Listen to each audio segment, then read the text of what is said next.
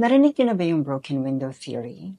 Sabi sa broken window theory, yung mga simpleng issues like pagbasag ng bintana or minor infractions like vandalism, littering, traffic violations, pag hindi na-address yan, it will signal that nobody cares, that there are no consequences to such violations. Result, they can contribute to a community's decline.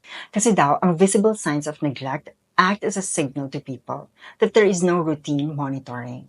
As the neglect goes unchecked, more windows break, more crimes are committed, and then we spiral into a lawless society.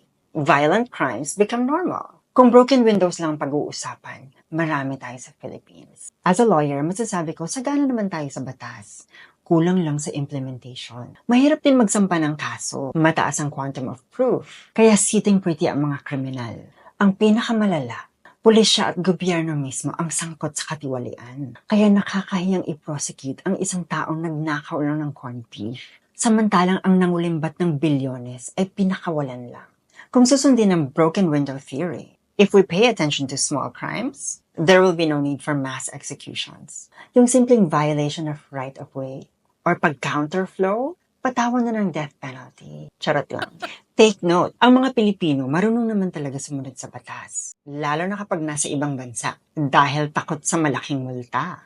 Pero dapat ang leaders ang unang sumunod sa batas. Sabi nila, a community that cannot handle crime opens doors to all kinds of unwanted activity. So tignan siguro natin ang sistema. Kasi kung hindi natin kayang ayusin ang simpleng sirang bintana, yung bayan pa kaya?